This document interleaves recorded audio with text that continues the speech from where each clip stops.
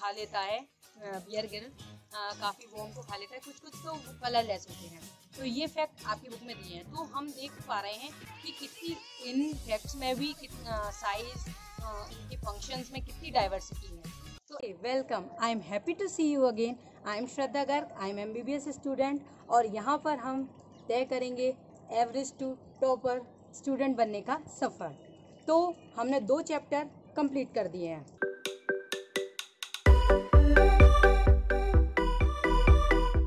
और ये 3rd chapter है, उसका नाम है डाइवर्सिटीज इन लिविंग ऑर्गेनिज्म। मतलब आप जो आसपास देखते हैं, हमारे जितने भी लिविंग ऑर्गेनिज्म हैं, उनमें डिफरेंट तरीके के उनके स्ट्रक्चर के बेसिस पे, उनके फंक्शन के बेसिस पे आप उनमें डिफरेंसेस पाते हैं। जैसे आप देखें कि प्लांट्स, हम लोग, बैक्टीरिया, कॉकरोचेस, इंसेक्ट्स, इन सबको जो आप देखते हैं, ये ही है लिविंग ऑर्गेनिज्म की डाइवर्सिटीज। यहाँ तक ही नहीं, हम अगर ह्यूमन की ही बात करें, जैसे कि आप और आपके फ्रेंड, तो आप और आपके फ्रेंड भी आपस में सिमिलर नहीं है।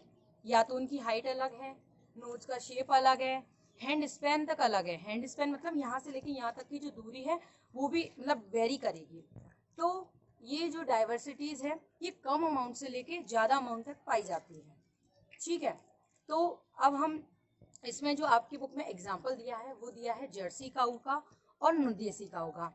तो आप अपनी मम्मियों से सुनते होंगे कि जर्सी गाय होती थी हमारे समय में, उसमें क्या मतलब वो क्या बहुत सारा दूध देती थी। तो उनका आप स्ट्रक्चर देखेंगे, जैसे देसी काऊ तो आपने देखी ही है। जर्सी काऊ क्या होती है, वो थोड़ा सा ब्रॉड उनका स्ट्रक्चर होता है। हमारी जो देसी गाय हैं, उनकी अपेक्षा उनका स्ट्रक्चर थोड़ा सा ब्रॉड होता है। आपकी बुक में एक फैक्ट दिया है, जैसे बैक्टीरिया का साइज कितना छोटा होता है कि हमें माइक्रोस्कोप से देखने की जरूरत पड़ती है। और वहीं देखा जाए ब्लू व्हेल, आपने देखी होगी टीवी पे, तो उसका साइज इतना बड़ा होता है, काफी मीटर्स तक जाता है। और कुछ और बड़े बड़े ट्रीज जैसे रेडवुड ट्री जो कैलिफोर्निया में पाया जाता है, उसका साइज उससे भी ज्यादा बड़ा होता है। आपकी बुक में लाइफ स्पैन के बेसिस पे भी एक फैक्ट दिया है कि जो मॉस्किटोज होते हैं, उनकी लाइफ विद इन मंथ्स होती है, लाइफ हजारों साल तक होती है। तो लाइफ स्पैन में भी काफी डाइवर्सिटी पाई जाती है। तो जो जैसे मॉस्किटोज है, तो मॉस्किटो को तो अपन ऐसे मार देंगे तो भी मर ही जाएगा, लेकिन नेचुरली देखा जाए तो भी उसकी लाइफ साइकिल काफी कम होती है ट्री के कंपेयर में। इस परफेक्ट दिया है, उसमें क्या होता है, जैसे आप देखेंगे वर्म, कलरलेस वर्म, और वहीं उसके विपरीत एक कलरफुल बर्ड, कॉमन एग्जांपल जैसे कि मोर, काफी कलर्स होते हैं उसमें। आपने देखा होगा मैन वर्सेस वाइल्ड में, वो जो खा लेता है, बियर गिल काफी वॉर्म को खा लेता है, कुछ कुछ तो कलरलेस होते हैं। तो ये फैक्ट आपकी बुक में दिए हैं। तो हम देख पा रहे हैं कि कितनी इन फैक्ट्स में भी साइज, इनके फंक्शंस में कितनी डाइवर्सिटी है। तो ऐसे ही ऑर्गेनिज्म डिफरेंट टाइप के होते हैं। हमें क्या जरूरत पड़ी इन ऑर्गेनिज्म को क्लासिफाई करने की। तो हमने क्या किया कि एक एक ऑर्गेनिज्म को पढ़ना तो मुश्किल है, तो हमने क्या किया, उनको जो एक जैसे थे उनको एक ग्रुप में रखा और उनकी स्टडी करी, तो हमें सारा का ज्ञान हो गया। और दूसरे ग्रुप में रखा, उनकी स्टडी की, दोनों के डिफरेंस जान लिए। तो इनसे हमें काफी कुछ चीजें पता चली। हमारे पुराने टाइम में भी वो हमारे जो पूर्वज थे वो भी कुछ ऐसे ही करते थे, क्लासिफिकेशन टाइप का। जैसे कि वो डिसाइड कर लेते थे कि ये पेड़ खाने लायक हैं, इनको एक कैटेगरी में रखा, ये पेड़ ये इनको नहीं खाना, इनके फ्रूट्स जहरीले होते हैं। तो ऐसे ही वो लोग भी क्लासिफिकेशन, मतलब उनका ये अपने लेवल पे क्लासिफिकेशन था, और हमने इसको टाइम के साथ साथ थोड़ा बड़े लेवल पे क्लासिफिकेशन किया। ठीक है, इसके बाद आए आपके एरिस्टोटल। एरिस्टोटल ने क्या किया, उन्होंने हैबिटाट जो होता है, मतलब जहाँ पर कोई ऑर्गेनिज्म रहता है, उसके बेसिस पे उन्होंने सबसे पहली बार क्लासिफिकेशन किया। तो उन्होंने क्या किया कि जैसे सी में है ब्लू व्हेल, कोरल्स और जितने भी सी प्लांट्स हैं, सबको एक ही कैटेगरी में उन्होंने रख दिया। अब आप ही बताइए कि उन सब में कितना डिफरेंस है ना। फिर पता चला कि इन सब में तो काफी डिफरेंस है, तो हैबिटाट के बेसिस पे अपन ऐसे अलग नहीं कर सकते। एरिस्टोटल ने एक सिंपल किंगडम क्लासिफिकेशन भी दिया था, जिसको बोलते हैं 2 किंगडम क्लासिफिकेशन। उसमें उन्होंने प्लांट और एनिमल को अलग कर दिया था। उन्होंने बोला कि इसके अलावा भी तो चीजें पाई जाती हैं, तो इसके बाद इनका मॉडिफिकेशन हुआ। फिर और रिसर्च की साइंटिस्ट ने, और फिर और नए किंगडम क्लासिफिकेशन हमें दिए गए। मैंने ये टर्म बार बार यूज़ किया है, कैरेक्टरिस्टिक के बेस पे डाइवर्सिटी पाई जाती है। तो क्या होते हैं ये कैरेक्टरिस्टिक्स? कैरेक्टरिस्टिक होता है, characteristic is a particular form और फंक्शन। तो जो कैरेक्टरिस्टिक हैं, जैसे कि आपकी जो उंगलियां हैं, ह्यूमंस में उंगलियां हैं वो 5 पाई जाती हैं, मतलब कॉमन जो है एक बड़े लेवल पे देखा जाए तो ये हमारा मतलब एक फॉर्म हो गया। फंक्शन के बेसिस पे भी कैरेक्टरिस्टिक हो सकता है, जैसे कि आप दौड़ सकते हैं और ट्रीज नहीं दौड़ सकते, तो ये फंक्शन के बेसिस पे एक अपना फीचर है, ये अपना कैरेक्टरिस्टिक है, और प्लांट का अलग है। अब हम आते हैं कि क्लासिफिकेशन किस किस बेसिस पे किया गया। हमने जो पहला चैप्टर पढ़ा था सेल, उसके बेस पे तो वो सबसे कॉमन था। फिर उसके बाद आया कि हमने सेलुलरिटी के बेसिस पे किया, जिसमें हमने सिंगल सेल, यूनिसेलुलर और मल्टी सेलुलर ऑर्गेनिज्म को रखा। इसके बाद हमने फूड के बेसिस पे किया, मतलब ये पॉइंट सारे मिलके एक साथ किए। तो फूड के बेसिस पे जब हमने किया तो देखा कि कुछ अपना ऑर्गेनिज्म अपना फूड खुद बनाते थे और कुछ ऑर्गेनिज्म अपना फूड खुद नहीं बनाते थे। तो जैसे जो खुद बनाते थे उनको ऑटोट्रॉफ्स बोलते हैं, और जो नहीं बनाते उनको हेटेरोट्रॉफ्स बोलते हैं। ठीक है, तो हमने इस बेसिस पे किया, हमने सेल वॉल के बेसिस पे किया। तो कुछ बेसिक पॉइंट थे जिनके बेसिस पे ये जो क्लासिफिकेशन है वो आया, जिसको विटेकर क्लासिफिकेशन कहते हैं, विटेकर 5 किंगडम क्लासिफिकेशन। वैसे तो अब 6 किंगडम क्लासिफिकेशन भी आ चुका है, लेकिन आपके लेवल पे 5 किंगडम क्लासिफिकेशन ही दिया है। आपने एक नाम सुना, मतलब आपकी बुक में एक नाम दिया है चार्ल्स डार्विन करके। चार्ल्स डार्विन ने सबसे पहली बार इवोल्यूशन और स्पीशीज के बारे में बताया था। उनकी बुक का नाम था ओरिजिन ऑफ स्पीशीज। तो इवोल्यूशन से भी रिलेशन बताया गया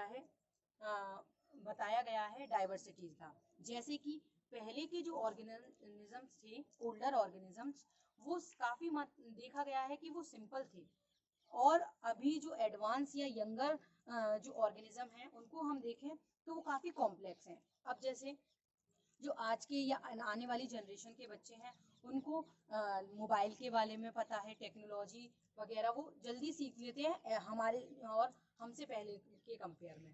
तो काफ़ी जो चीज़ें हैं समय के साथ कॉम्प्लेक्सिटी गेन करती हैं।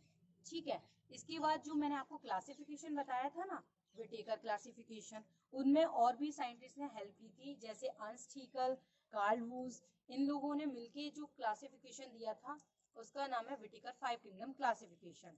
उसमें क्या होता है, उन्होंने एक ब्रॉड लेवल पे लिविंग ऑर्गेनिज्म को एक ब्रॉड लेवल पे डिवाइड किया, जिसको उन्होंने बोला किंगडम। अब किंगडम के लिए जो मैंने पहले 5 पॉइंट बताए थे उसी के बेसिस पे किया। तो हम इसको थोड़ा सा डायग्रामेटिकली देखते हैं। तो 5 किंगडम, तो सबसे पहला जो बेसिक डिवीजन का क्राइटेरिया रखा उन्होंने, प्रोकैरियोटिक और यूकैरियोटिक सेल के बेसिस पे। प्रोकैरियोटिक कौन से होते हैं? जिनमें जो न्यूक्लियस है वो वेल डेवलप नहीं पाया जाता। यूकैरियोटिक जिसमें वेल डेवलप न्यूक्लियस पाया जाता है। तो उसमें आता है, उसके बेसिस पे उन्होंने कर दिया मोनेरा, और बाकी सारे जो थे प्रोटिस्टा, फंगाई, प्लांटी, एनिमेलिया।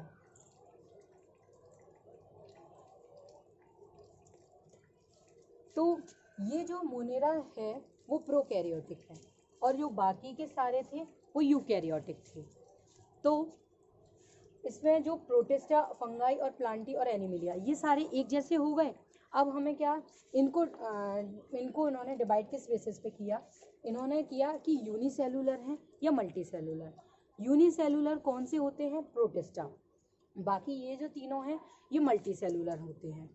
अब ये अलग हो गया, अब बचे ये तीन। इन तीनों को किया फूड बनाने के प्रोसेस पे, या तो ये ऑटोट्रॉफ होंगे या हेटेरोट्रॉफ, यानी कि ये खुद बनाएंगे या फिर किसी पे डिपेंड रहेंगे।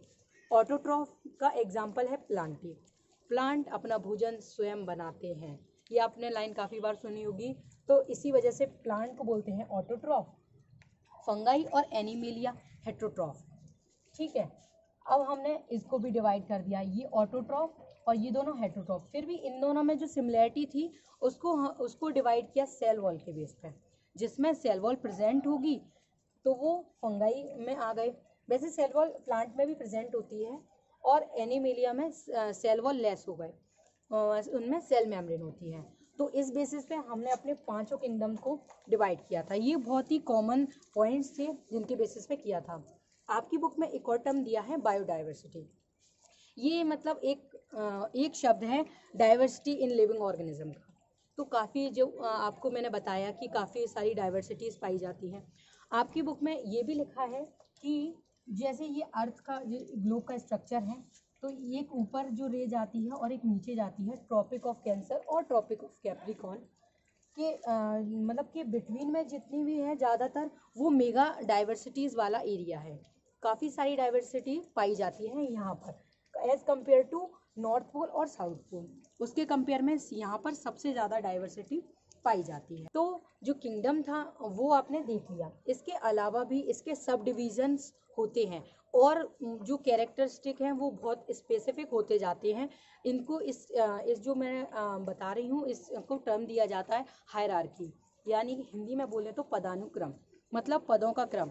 तो जैसे किंगडम है तो उसमें रफली कुछ कैरेक्टरिस्टिक होंगे, फिर और स्पेसिफिक कैरेक्टरिस्टिक होंगे, और at the end of species के लेवल पे जो कैरेक्टरिस्टिक हैं वो काफ़ी कुछ सिमिलर होंगे।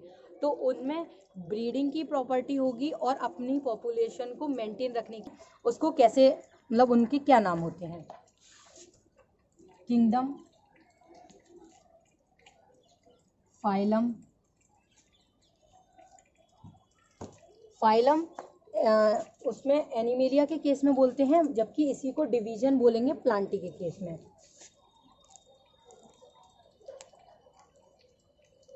क्लास,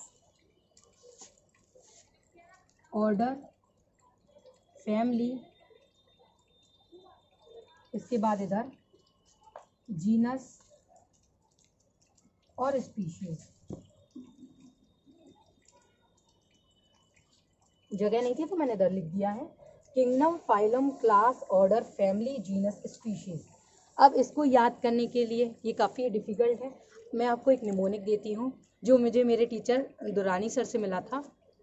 कल्लू पहलवान कैन ऑर्डर फॉर गली सड़ी सब्जी। सब्जी मतलब सब स्पीशीज़, इसके भी और स्पेसिफिक कैरेक्टरिस्टिक आ जाएंगे तो आप इससे याद कर सकते हैं। पहला लेटर लेके मैंने जो मतलब ये जो निमोनिक बना है उससे आप इसके याद कर सकते हैं लेटर को, इनके वर्ड्स को। इसके बाद मैंने आपको कार्ल वूज का नाम बताया था। उन्होंने क्या किया, जो मोनेरा जो दिया ना उसमें उन्होंने आर्की बैक्टीरिया और यू बैक्टीरिया इन दोनों को डिवाइड किया। आर्की बैक्टीरिया होते हैं प्रिमिटिव बैक्टीरिया और यू बैक्टीरिया होते हैं ट्रू बैक्टीरिया, जो मतलब और कॉम्प्लेक्स बैक्टीरिया हैं। ठीक है, मोनेरा के डिफरेंट कैरेक्टरिस्टिक्स होते हैं, जैसे कि किसी में सेल वॉल प्रेजेंट होगी या किसी में सेल वॉल एब्सेंट होगी। ये सबसे ज़्यादा इसलिए यहाँ पे डिफ्रेंशिएट है क्योंकि इनके पास बस यही है। प्रोकैरियोटिक की सेल में जो ग्रुप बनाने की जो पावर होती है वो नहीं होती, और जैसे जैसे ग्रुप बनाने की पावर आ जाती है तो डिवीजन ऑफ लेबर भी स्टार्ट हो जाता है। तो ये इसके लिए जो टर्म यूज़ किया था याद हो हमने, सेल डिफ्रेंशिएशन, सेल वाले टॉपिक में और टिश्यू वाले टॉपिक में उसमें हमने किया। इसके बाद हम जो मोनेरा हैं उसके एग्जाम्पल पे बात करते हैं। उनका एग्जाम्पल है जैसे different bacterias, blue green algae और माइकोप्लाज्मा। माइकोप्लाज्मा का एक और नाम होता है PPLO, पपलू नहीं। हम बैक्टीरिया का थोड़ा सा डायग्राम देख लेते हैं, रफली आइडिया ले लेते हैं। जैसा कि मैंने आपको बताया कि इसमें सेल वॉल प्रेजेंट हो भी सकती है और नहीं भी। ये हमारी सेल मेम्ब्रेन है। चूँकि ये प्रोकैरियोटिक है तो न्यूक्लियस की जगह न्यूक्लियोइड प्रेजेंट होगा, एक सर्कुलर DNA क्रोमोसोम प्रेजेंट होगा, बाकी कुछ राइबोसोम प्रेजेंट होंगे इसमें। सेल ऑर्गेनेलीज इसमें प्रेजेंट नहीं होते। इसके अलावा कुछ स्ट्रक्चर्स आपको दिख रहे हैं, इनमें फ्लैजिला हो सकते हैं। तो ये एक रफली स्ट्रक्चर है, बाकी आपकी स्क्रीन पर अब